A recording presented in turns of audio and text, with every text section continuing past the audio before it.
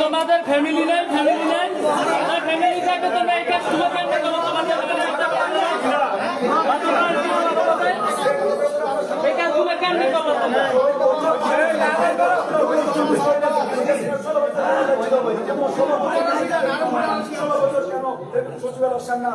এখন আমরা 16